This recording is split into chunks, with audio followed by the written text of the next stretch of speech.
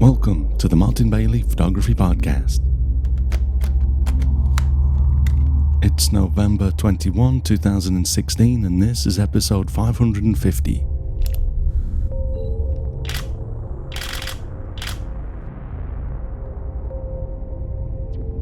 Today, I bring you an inspiring conversation with motivational speaker, business coach, photographer, and podcaster Jeffrey Shaw.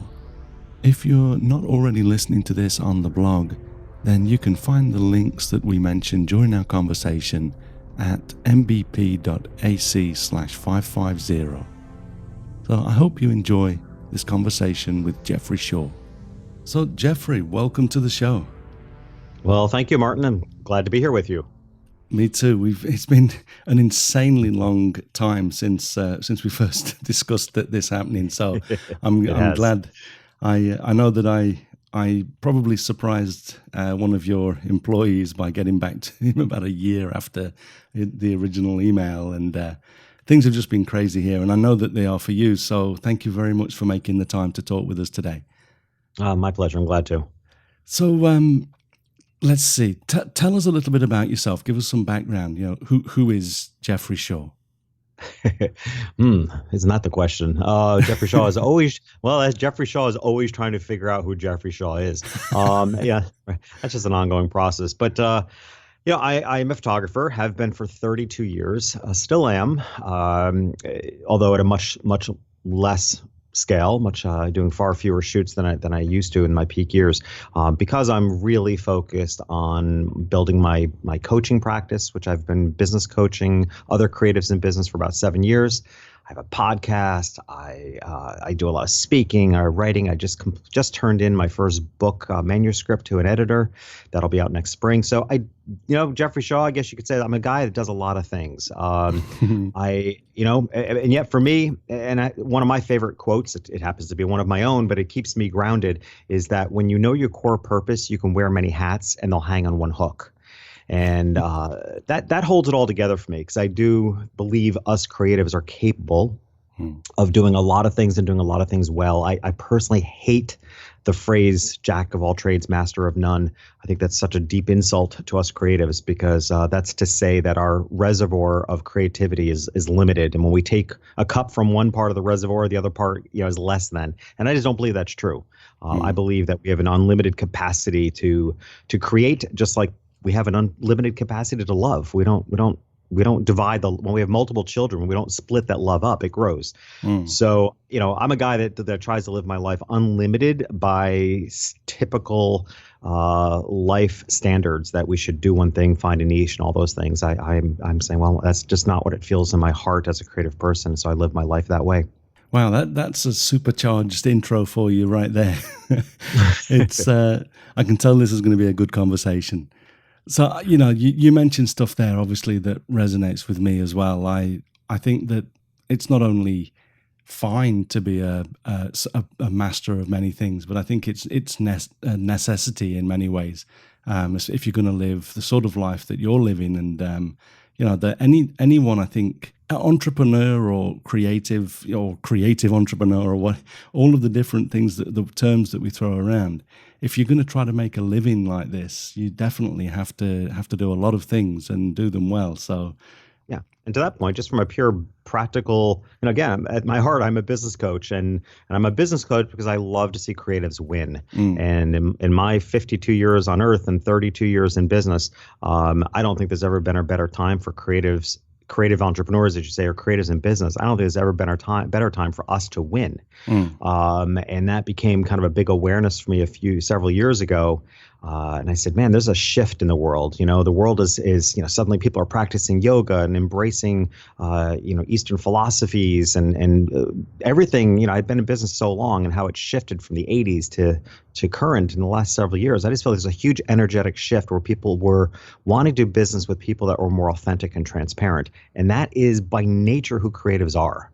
Yeah. So it's like if there's ever been a time for creatives in business to win, it's now. And what role can I play to support that?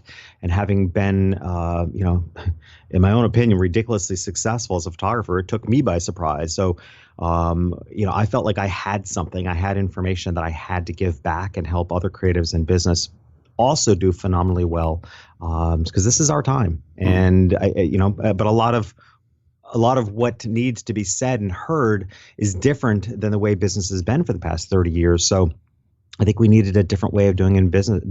But I truly believe this is the time for creatives in business, and I just wanted to play a role in elevating that presence up. Yeah, for sure.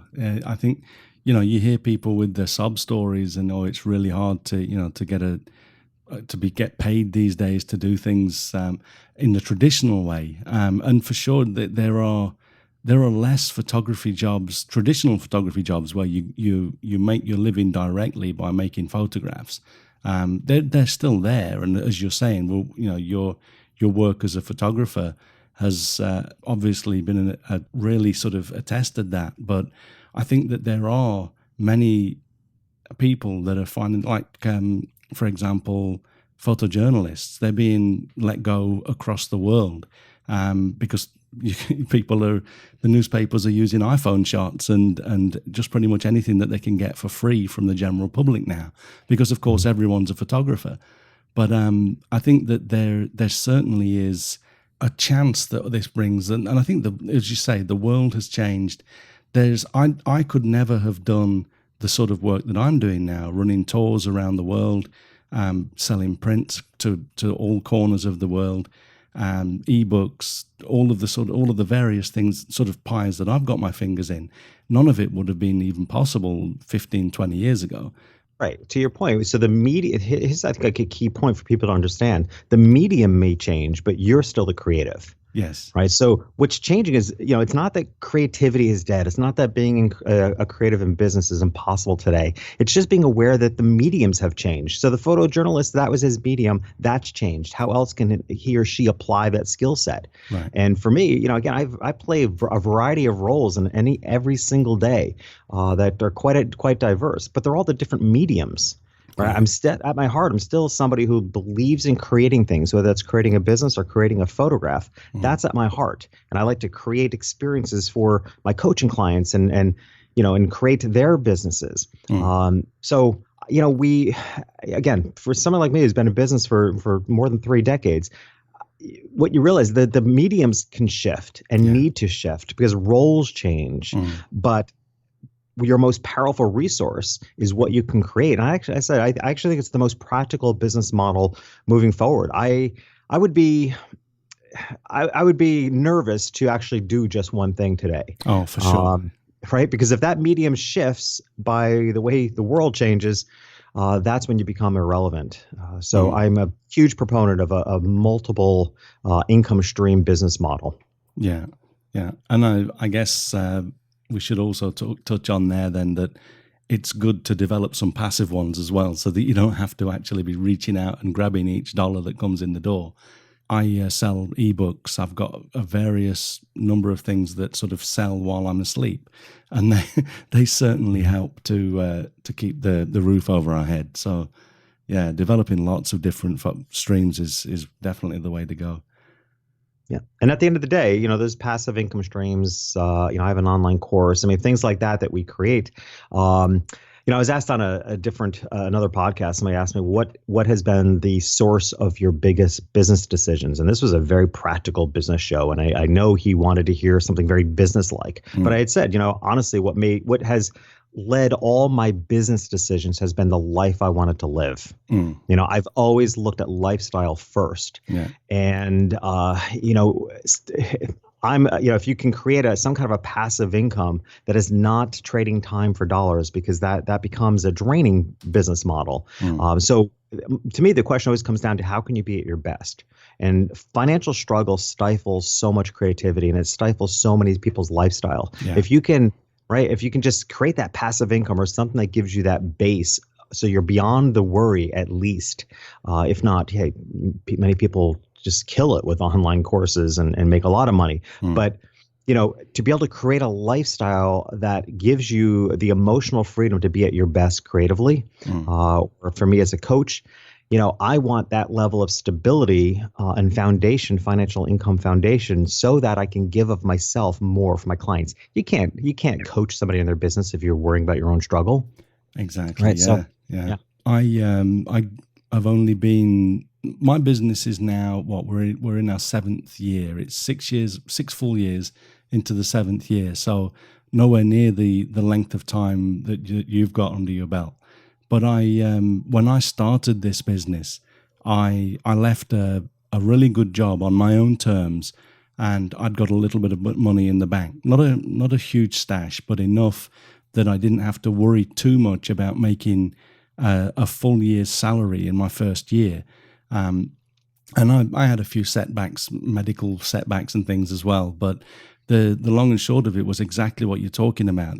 I had the freedom to steadily sort of take my time and really develop the revenue streams that I wanted to do. And one of the things that I said, and this sort of touches on something that you just mentioned as well, is that I never wanted to take jobs or do any kind of work that I didn't really, really want to do.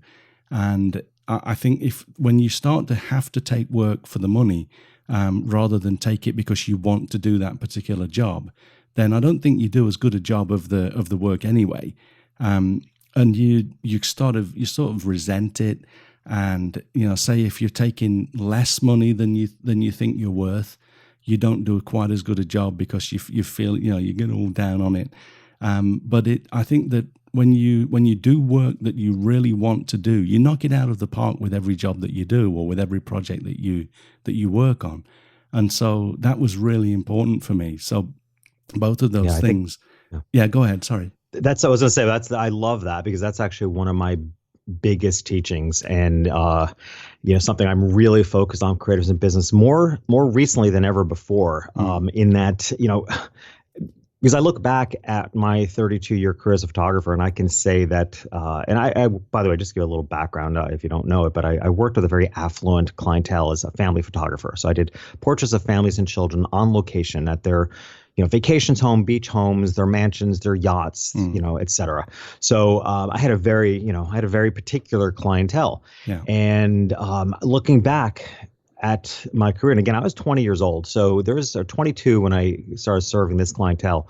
I can't say I was highly conscious a lot of what I did, but when people started asking me, how did you build such an amazing business? I felt it was my responsibility to look back and figure it out. And the number one secret, if you will, was that I worked only with the right clients. Yeah. So what I'm out to kind of bust up now is the 80-20 rule, which so many of us are familiar with and has been accepted for decades, that 80% of your income comes from 20% of your clients. Now, what that's saying is 80% of your clients are the wrong clients. Yeah. Man, if you really get to the heart of it, and that may have been a theory and a philosophy that's worked for a lot of decades, it does not work for creatives in business today, because two things. One, wrong clients are a toxic relationship, right? So when you're working with the wrong clients, taking the jobs you're not really passionate about doing for that short-term gain, it's a toxic relationship, because little by little, it's eating away at your soul of who you are as a creative person. Yeah. And it's always those people that when I meet them, they're so discouraged, they're down and out. It's because they've struggled working with the wrong people, and it has literally eaten away at their soul. So that, to me, is the number one reason to not work with the wrong clients. You do want to work with the right clients, and only the right clients. Again, it shouldn't be that 80% of your clients are the wrong clients and you're making all your 80% of your money from the 20%. You can and need to, as a creative in business today, have all your income almost come in evenly across the board. And here's why. And this is why I think this has shifted. It is a noisy marketing world. It is a competitive world. It takes an astronomical amount of effort to get each and every client. There's a high cost factor. There's a very high, the demand and the standard of which people expect of us is higher than it's ever been. So you don't want to work with the wrong people. You want to work all with your right clients. And everybody's right client is different, but you want to work with your right client and just ace it. Make them a loyal client, make them, so passionate, excited to work with you that they tell for their friends, because those are the ones that matter. You just cannot literally afford and emotionally afford the toxic nature of it. You can't afford to work with the wrong people. Better to position your business in a way that you call forward only the right clients. Yeah, I couldn't agree more. It's really it's great talking about this stuff, because it's all the sort of thing that I've been. I mean, a lot of the time I do these things instinctively, but when you hear it from someone like yourself saying this, it gives me confidence to keep doing what I'm doing as well. But yeah, I turn away. My accountant often rolls his eyes at me, because he sees we're pulling in enough to be happy and to be moving forward. But accountants, they just want to see every possible dollar roll through the account. And I'll say, oh yeah, well, this guy called and he wanted me to do this, but he was only offering me this, and I thought, you know what, I just can't be doing with it. And I'll tell him, he's rolling his eyes at me. But at the end of the day, I mean, for example, I was offered an assignment a few months ago where someone wanted, I think it was 11 locations in Tokyo shooting at dawn and dusk in the best light, and they wanted it doing in 3 days. And there's only 3 dawns and 3 dusks in 3 days, so you're going to get 6 at maximum. And then they wanted model releases from, it was in the city of Tokyo, 13 million inhabitants, and they wanted model releases from all of the people that were recognizable in the shots. And they were going to pay something like half my day rate without I said to them, I would have to have a whole production crew to even just to try to get the model releases. It's not physically possible to get that many locations in.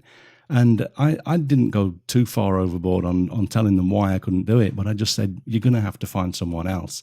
And I know that it's difficult, because a lot of people, especially when you're just starting out, it was enough money that some people would have tried to do it, but I really just don't need the hassle. And I'm luckily in a position where I don't have to scramble for every dollar and kill my soul with that kind of work. But, well, let's even make it easier for your listeners, and because the hard thing is to say no. So how can you position your business so you don't even have to say no? Well, how you do that is you only call forward the right people to begin with. And this is a very key, I'm glad you brought that up and told that great story, because it's a key point. What we're talking about, a lot of times people can feel like, well, I'm not comfortable saying no, because it is hard to say no. It's very hard to say no when you need to pay the rent or what have you. Well, what I'm saying is position your business in a way that you're not saying no, you're saying yes to all the right clients, but it's only the right clients that are really finding their way to you. The way to do that, which is ultimately what I'm sure what everybody wants to know. Well, so sure, Jeffrey, how do you do that?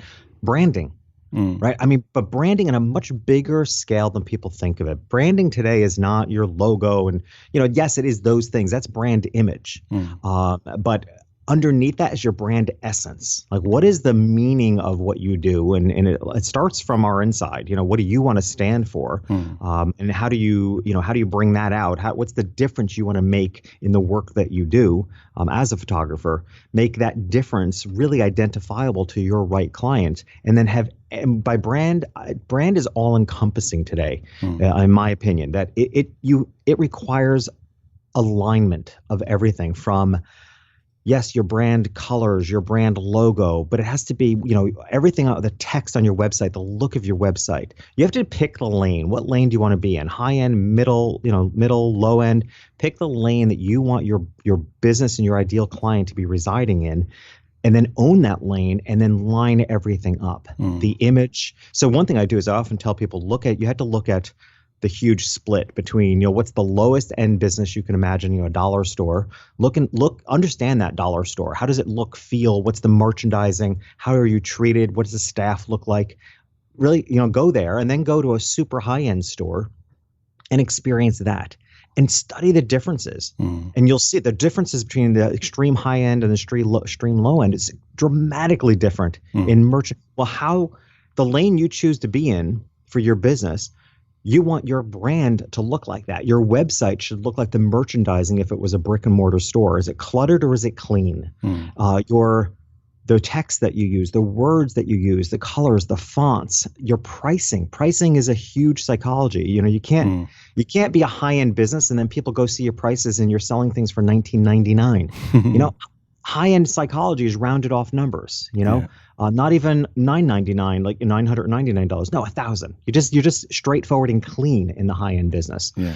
So you pick your lane, you build your brand, you align everything up, no gaps whatsoever. You rise to the top, and only the people that get those cues step forward. So you're not saying no to the wrong clients. You're putting all the effort in up front, only attracting the right clients in the first place. Yeah, it's a great point. In this particular case, I don't even advertise for commercial work. It's not something that I try to do. They just came to me because I'm a photographer, relatively well-known photographer in Tokyo, and I think that was the thing. But yeah, for sure, if you're in an area where you're trying to get work as a photographer, then that's golden advice right there. Yeah. So I'll go ahead. You're going to say something? No, I was just saying that I think, to your point, I think it's true. If you're a worldwide fashion photographer, it's still true, right? I mean, you still have a look, you still have a brand, you still have, a hiring agent, be it an ad agency or something, is going to look at your work and know that you're the right fit for who needs to be photographed. So it still comes down, honestly, to this, whether it's a local brick and mortar that you're building, or if you're an internationally famous fashion photographer. You want to be you want to have the identifiable brand image that's so clear that's. One thing I like to suggest is, what if you had to answer the sentence? If there are two people talking, you imagine two people talking at a cocktail party, and one person said to the other, Jeffrey Shaw, he's that blank guy, right? How do you fill in the blank? Like that, you want to be so, Martin Bailey, he's that blank guy. Like you want to have, what is the identifiable term that people would use? Like, oh, he's that, for me, it might be, Jeffrey Shaw, he's that Creative Warriors guy, right? Because Creative Warriors, my podcast, and that brand is, people know it worldwide, so they know that brand. So I think that's a great thing to do too. Like, is your brand so clear that, look at Simon Sinek, right? Oh, Simon Sinek, he's that why guy. Yeah. Right. Brene Brown. Oh, she's the vulnerable woman. I mean, everybody knows, their thing. Yeah. Yeah. So what's your thing, and how do you make it so obvious that people call you, you're that thing? Yeah. Well, that's what ended up with these people calling me. So, and unfortunately, it was one of those things, as it often is the case, that I don't really have the inclination to be haggling with people about cash, and that's what gets my accountant's eyes rolling. But great stuff. So what I'd like to do is I've taken a good look at your website. And I see that we've already spoken about a lot of things that we're already getting into here. But I wanted to talk a little bit about the 4 bullet points that you have on one of your site's top pages. As that, you're working as a speaker, a coach, a photographer, and a podcast host. And we've touched on these a little bit going through to this point anyway. But as a speaker, tell me about what you speak about. Obviously, you've touched on this, but let's just sort of go through these bullet points and talk a little bit more in detail. Sure. It's interesting, actually, in the order in which you stated them, because I recognize, okay, you got them from my website, jeffreyshaw.com. I have a few different websites, but jeffreyshaw.com is kind of my personal brand website, if you will. And they're in that order on that site. It's strategic because that's the order in which I'm trying to call people forward that would go to that website. I've been a photographer for the longest period of time. However, it's third on that list because that's not why people go to that website anymore. They used to, right? That was my brand as a photographer. But that website is designed because I first want to be hired as a speaker, second as a coach, third maybe as a photographer, and then fourth, nobody's going to hire me as a podcast host. It's just, it's another one of my roles. Yeah. But as a speaker, which is very important to me, it is a deep passion of mine. I am by nature, I consider myself an introvert. Public speaking, when I started public speaking several years ago, was a personal challenge beyond belief for me because I couldn't imagine I'd ever be comfortable doing so. But it felt, at the time, several years ago, it felt like a necessary thing to do in order to build a platform as a business coach. Turned out it's something the moment I stepped on stage, I love the energy of being on a stage. And it's actually typical of entrepreneur introverts. There's something somehow it taps into, you wouldn't think so, but it's somehow actually introverts tend to be very comfortable on stage because at the end of the day, even though you've got a lot of eyes on you, you actually are alone. It's actually, it's a comfortable position for us. Something we're well accustomed. Somehow it taps into this primal, introvert mentality. Like I know how to do this really well. I know how to be alone and I know how to, project out, if you will. So I love speaking. I speak to organizations and events where the audience, the people in attendance at the audience tend to be creatives in business. I started speaking primarily in the photo industry, and every time I would speak, someone would come up to me, even hotel staff would come up to me, because people start, like even waiters and waitresses and hotel staffs wound up like stop serving and listening to what I was saying. And come up afterwards and say, I learned so much from what you were talking about, and it has nothing to. What I do has nothing to do with photography, and I knew that all along. I knew my lessons were broader. I think what I teach about business and the concepts I speak about are true and much broader than just photography. So therefore, that eventually led me to getting hired by organizations. I spoke earlier this year at an event, which I thought was a little bit of a stretch for me, but I loved it. A very corporate event.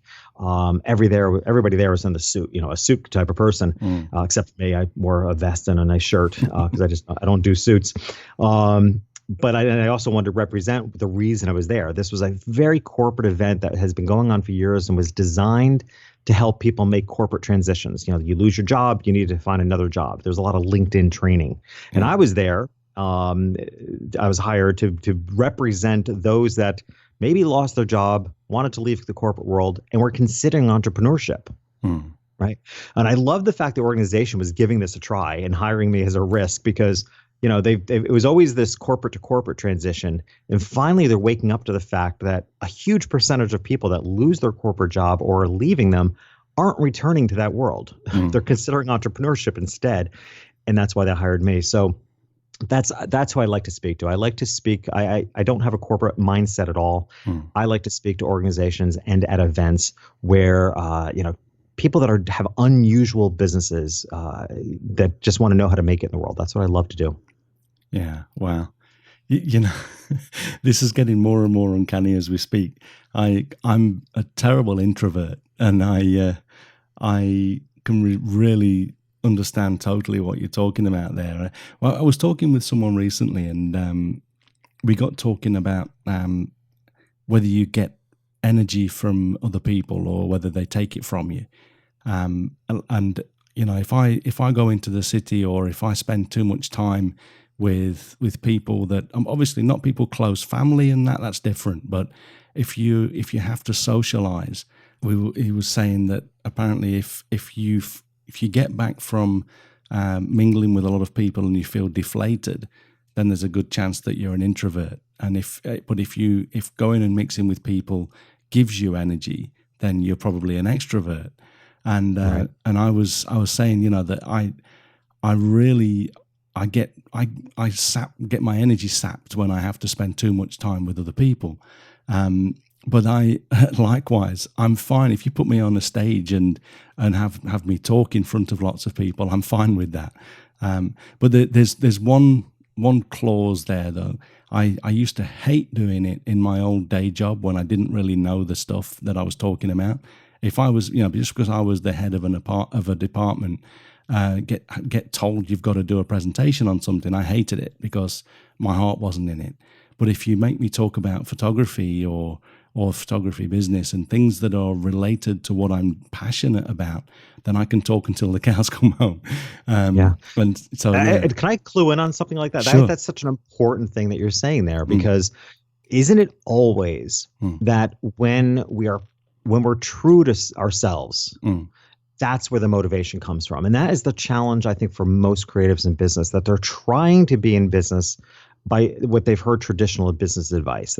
They're trying, they've been told to find a niche, right? Yeah. So they try to run their business in a way that they're told to do so, usually by very left-brained people. Mm.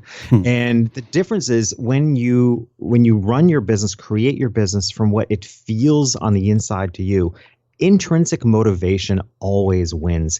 Extrinsic motivation is when it comes from the outside. When it's a must do, have to, should do, that's extrinsic motivation. That's parenting, right? That's how you feel as a child when your parents tell you have to do things a certain way. Yeah.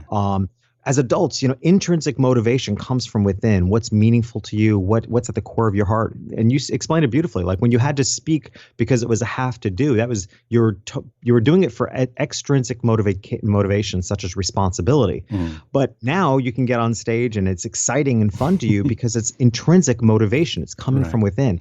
Right. That same principle applies in business. Yeah. That's why I go to my work as a coach, I go to the core of what people are passionate about, not just the one thing, but what are all the things that you're passionate about? Yeah. How do we bring that together? Because when the intrinsic motivation comes in, I mean, it is remarkable to see people's lives take off, and they personally take off when it becomes intrinsic motivation because it's true to who they are. They're using their strengths instead of trying to correct their weaknesses.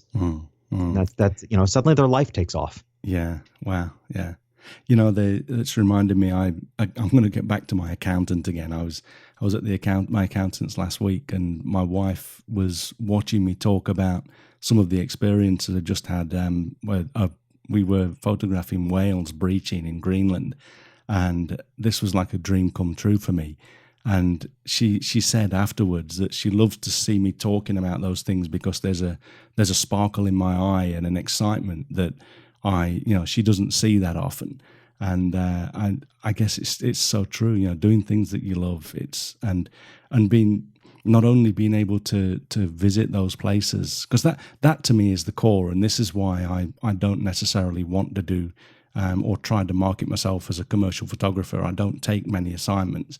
But it's because for me, the photography is more about going to the places that I visit and photographing these amazing things that the planet presents us with.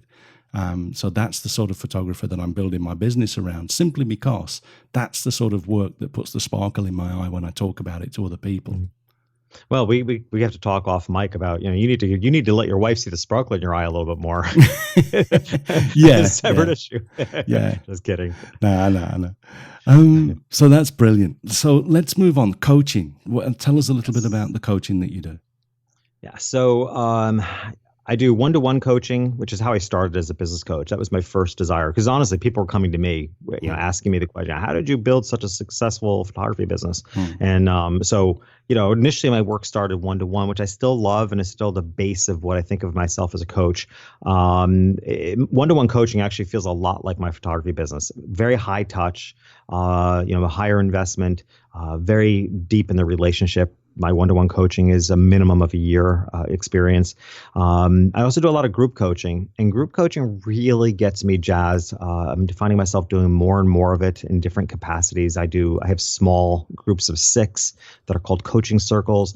I have a photography mastermind, business mastermind for photographers. That's a group of 12. I do live events and bring together maybe 12 or so people for kind of very specific coaching on their breakthrough.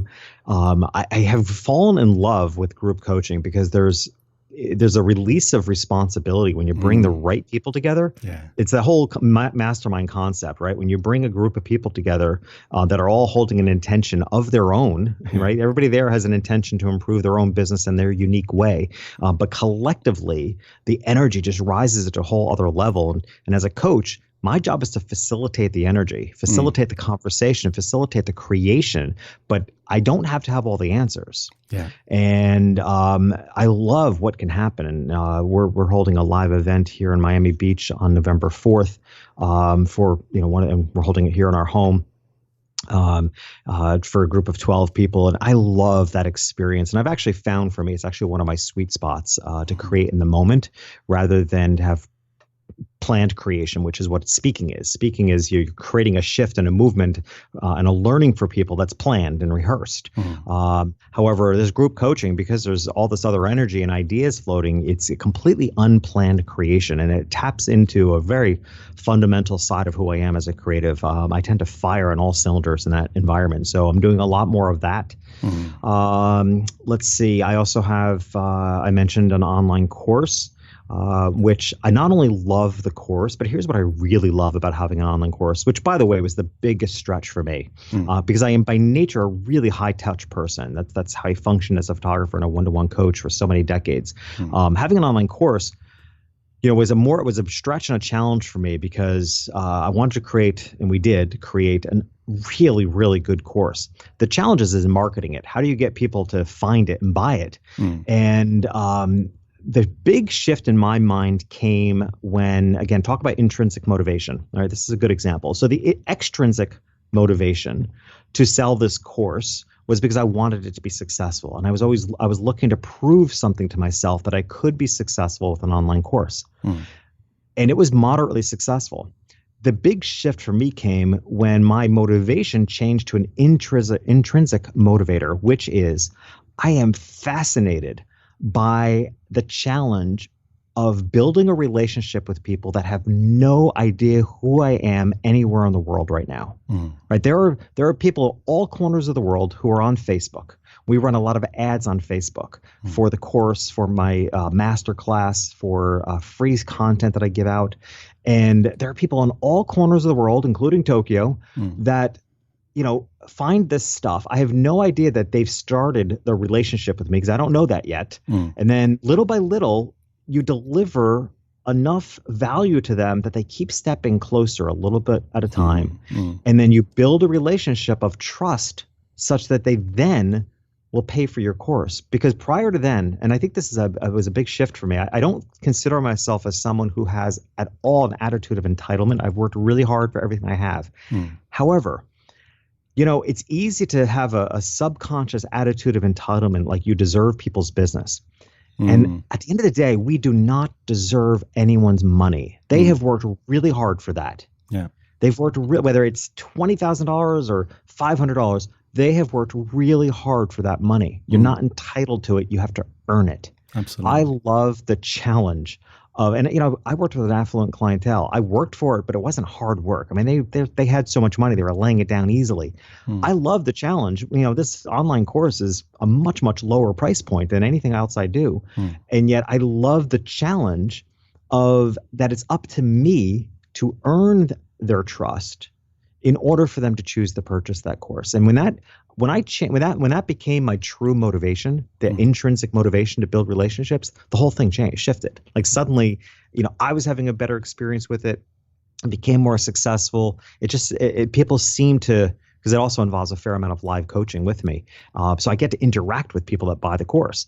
And, I see the magic happening and how close they feel to me. That's powerful to me. That's the beauty of an online course to me. It's not, I think a lot of people have the wrong impression that we creators of online products and courses create this stuff, throw it out there and think we're just, that passive income thing is a joke. There's nothing passive about passive income until, yes, you might wake up in the morning and somebody bought your course or your ebook, but there's getting there. You have to, I love the phrase, you have to put yourself on the line in order to get online. Like I've never felt so vulnerable as I do with my online course, because it's out there in the world in such a big way. I've never felt so vulnerable because I don't want it to suck. So, right. So it almost feels more at risk, and it's harder for some much lower price point than anything else I do. But I love the challenge of bringing people forward. Oh, that's brilliant. Yeah.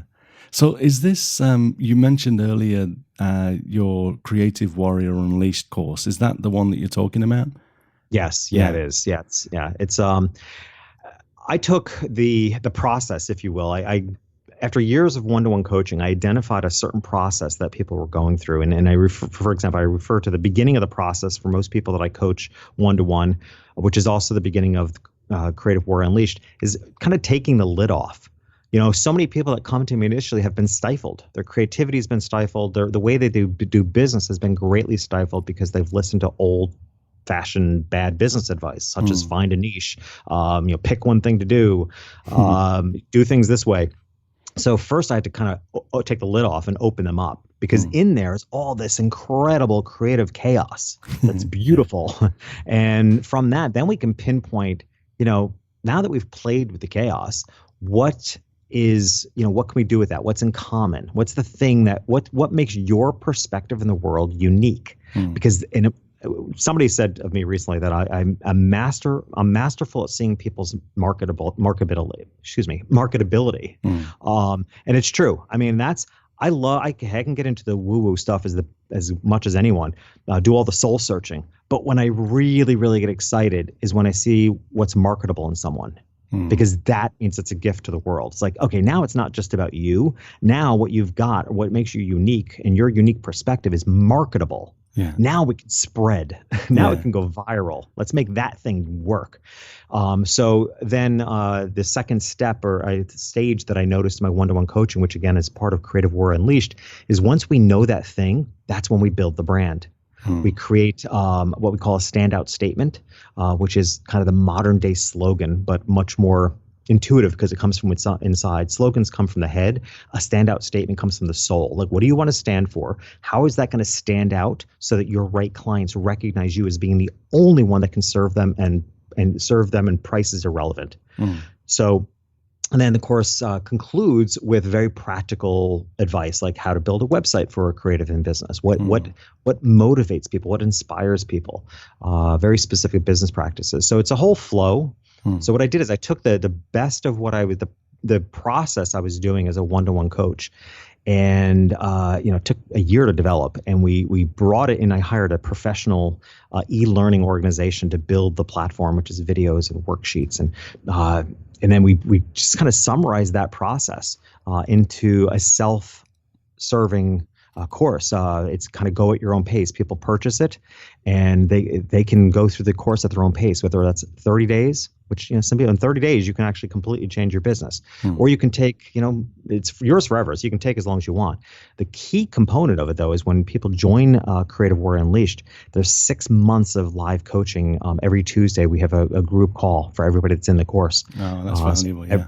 Yeah, every single Tuesday, like every week at 1 p.m. Eastern time. It's so predictable. So for 6 months they have that. So they always have a place to go for the support. That as a coach, except at the heart, I'm a coach, right? And too many online courses are lacking that support, which means they're just selling something. I want it to make a difference. So I really believe in adding that one-to-one coaching component. Wow, that's great. Amazing stuff. So you also mentioned that you were going to offer the listeners a chance to check out your Week of the Warrior course as well. So that sort of that's like a taster for the Creative Warrior Unleashed. I think it's a taste of my philosophies more than anything. It's really fun. So it's a very simple 7-day mini course online. It's actually delivered via text. So you sign up you get that at weekofthewarrior.com, weekofthewarrior.com, and you immediately get a text back, and you have to put your email address in. And then every day for 7 days, you're going to get asked a very compelling question. You answer the question, and then it lets you know, amongst the world of creatives that have taken this and answered that question, where, what is your perspective on that comparison to everyone else? And then after you answer the question, there's a short video summary from me right on your phone explaining why I asked that question and what's the learning lesson in it for you. So after 7 days of doing this, it's really kind of cool. You get to, I think it does a few things. People have told me it makes them feel like they have permission to be themselves, because you realize that your way of thinking is not weird. You're just hanging out with the wrong people. You're getting business advice from a bunch of left-brained people. Like you're getting the wrong information. So it's really nice to feel like, oh, these are my peeps. I get it. There's nothing wrong with me. There's nothing to fix here. And then the videos actually give pretty specific information. So it's more than anything, I think it's a taste of my business philosophies, which can be really life-changing for a lot of people. Oh, excellent. So that's at weekofthewarrior.com, you say? That's it. Correct. I'll put links into the show notes for this episode as well, so people can check that out. So that's brilliant. There's 2 more bullet points. The photographer. Tell us. You mentioned your photography business. Tell us a little bit about that. Yeah. So I was 20 years old when I went into business as a photographer in my hometown, which is in upstate New York. 2 years of horrible struggle, couldn't figure out why it wasn't working, and then realized I was completely barking up the wrong tree. Mm. I always envisioned myself as a higher end photographer because of how I felt about photography. I felt it was a priceless treasure to provide family portraits for someone. And, my rate scale, as low as it was at the time, was way too high for this hometown I grew up in. It was just very lower middle class. And I had a wake up moment one day when someone stopped in my studio and I showed her my prices and, I was saying all the things I need to say about how valuable these portraits would be to her children. And she all of a sudden looks at me and says, I'm worried about paying my mortgage. I really can't care about my kids' memories. And I realized that my values were not aligned with these people. Yeah. Lovely people. It's where I grew up, but my values were just not the same. I needed to find the people that valued what I value. And I found that in a much wealthier clientele, because with their money, with their comfortability financially, they can think long term. They have life insurance, they have wills, they have children's college accounts, and when it comes to photography, they can invest in portraits today for tomorrow's memories. So it was a psychology and a sharing of values that I needed, and my business increased 5 times in the first year that I shifted from my hometown to Greenwich, Connecticut, and then just kept accelerating at a very high rate. So that was, again, it's been 32 years. In the last several years since I've been coaching, I have intentionally, very consciously scaled my photography business back to the point now that I work just with my most loyal clients, people who I've been photographing their families for 20 years or so, and I'm just a part of their family. So I can't really, the children are still of age to need to be photographed, so I just don't want to leave them. So I have a very select clientele now. But again, as I was saying earlier, my photography business was successful because I worked entirely with the right clients all the time. Yeah, yeah. So you're in Miami now, did you say? Yeah, Miami Beach. We just I've been a long time New Yorker living in Manhattan, and came down to Miami Beach for what I was saying before, lifestyle has always led my decisions, and we came down for the winter just to enjoy the sun, and fell in love with it and decided to stay. Brilliant. So yeah, we never returned. We actually just sent for our stuff, let our release in New York expire. And of course, today we have a pending hurricane coming. We're buckling down here because with the next 2 hours it's supposed to get quite scary. And so of course I'm getting all these texts from my friends like, so do you want to rethink that move?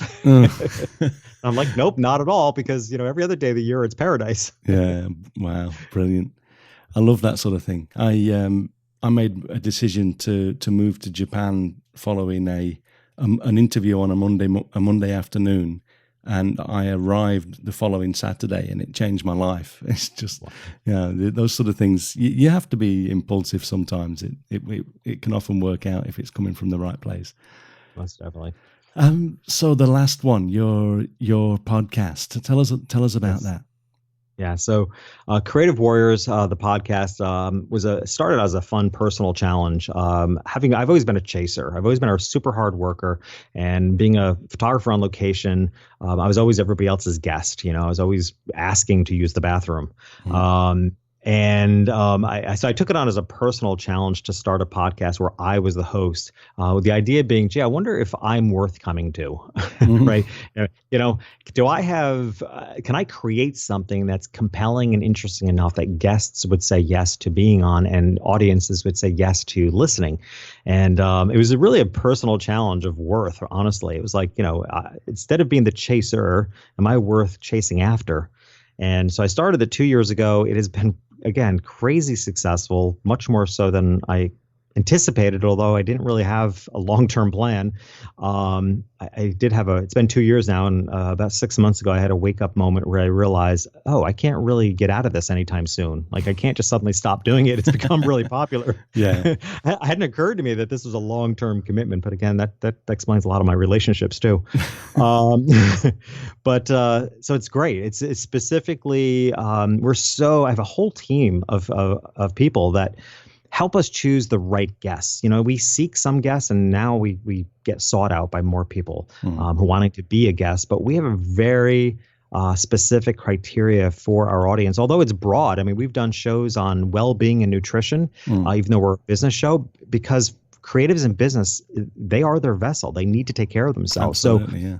As a show, it's actually, we have quite a diversity of guests, although it's all held together by our criteria as a team, by who we have as a guest. It's all based on what does a creative warrior, a creative entrepreneur need to be successful. And that can range from technology tools to well-being.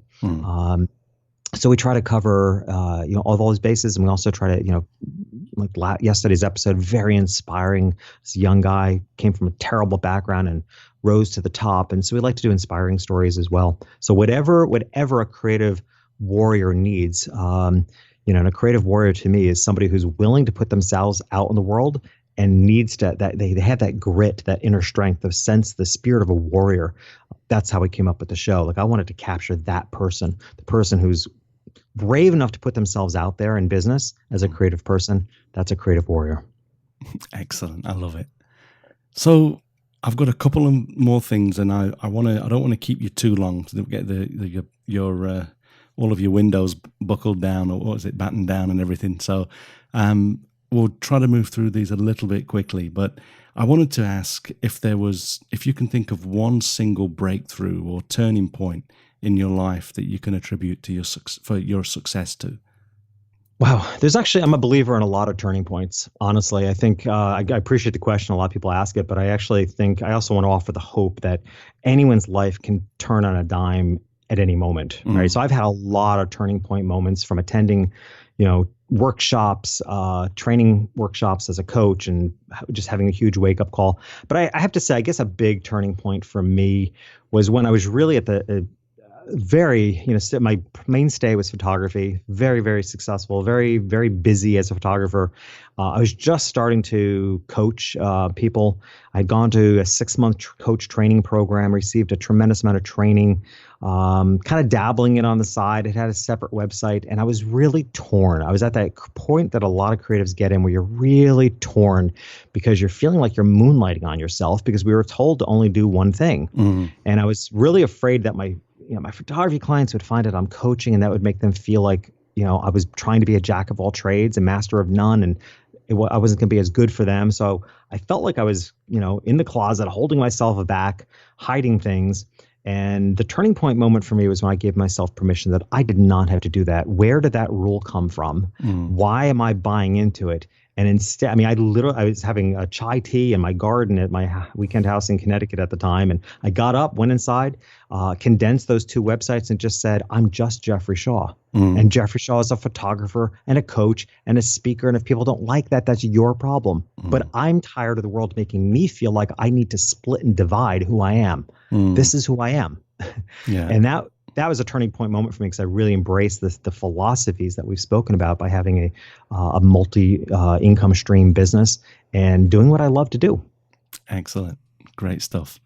Okay, so the last thing is actually, I was going to ask if you can give us 3 pieces of advice, and you've already given us 100 pieces of advice, so this is kind of a ridiculous question at this point, but can you give us 3 pieces of advice for anyone that's thinking of making a living as a creative? Yeah, I think, and we're in a way we'd be summarizing, some of the things we've spoken about, but, hopefully making them a little more concise for people. For one, discover what makes you different. All right, that to me is step number 1. Like, you really have to discover what makes you different. I have a little bit different take on that, though, and this is important for creatives. I'm not saying, find your quirk. I'm not saying, dye your hair pink, that's your difference. I'm saying, what's your unique perspective, right? Because photography, there's so much competition, but one thing that cannot be duplicated between 2 people is their perspective. It's impossible, because everybody's life journey has been different. Yeah. Things that made an impression on you as a child are different.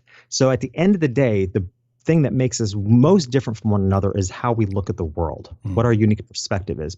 Because there's a million, pet photographers or boudoir photographers, but every photographer will have a different perspective on how they see being a boudoir photographer or a pet photographer. So one is to own and discover what makes you different. Second is, as I was saying earlier, build that brand that screams that difference. That's the only way you're going to stand out. Right. Yeah. And then third is only work with your right clients. Right. Know that you want that brand to be so tight that just your right clients recognize you as being the one for them. And, stay focused on that, especially for the long term. If you want to be in business for any length of time, that will serve you best in the long run, to just work with the right clients. Yeah. That's all very, very excellent advice there, Jeffrey. So I think we're coming up to an hour, so we can probably start to wrap up there. But I've had an amazing time talking with you today. It's probably been a bit nerve-wracking with the hurricane coming along. So once again, I want to thank you for your time. And what I'll do is I will put a link to all of your Facebook and Twitter and things like that. What's the one site that you want to send people to, just to mention now? Would that be jeffreyshaw.com? No, actually, I would, that's all about me. Who cares? I think what I want it to be about them, your listeners, and what can benefit them. The best resource for your listeners is creativewarriorsunite.com. Okay. Because that's a community. You go there. We have a fantastic Facebook group that you can join. It's a closed group. Send me an invitation. We accept everybody in.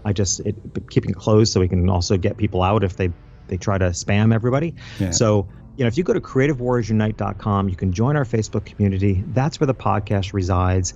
There are tons of free content on there. I've written so many ebooks. They're all there for free. All my coaching options. So that is the place to go if you're a creative warrior, and hang out with thousands of people that are just like you. So that's the best resource for your listeners. Excellent. Well, I'll put that link at the top of the list then, but I'll put a link to each of the things that you're into. But really, once again, thanks so much for your time today, Jeffrey. I've really enjoyed the conversation. Well, likewise. Thank you for having me. I really appreciate it. Not at all. Wow, what a great conversation. I hope you enjoyed that as much as I did. So the links will be at mbp.ac/550, so please do go over and check that out. Thanks very much for listening today. If you enjoy this podcast, please share a link with your friends. Subscribe in iTunes or your favorite podcast program to ensure uninterrupted delivery. If you have a moment to rate the podcast or leave us a review in iTunes, that helps to keep us relevant in the huge number of podcasts out there now. You can find me on Google+, Twitter, Instagram and Facebook, etc. And links to everything that I'm up to are at martinbaileyphotography.com, so do drop by and take a look. I'll be back next week with another episode, but in the meantime, you take care and have a great week, whatever you're doing. Bye-bye.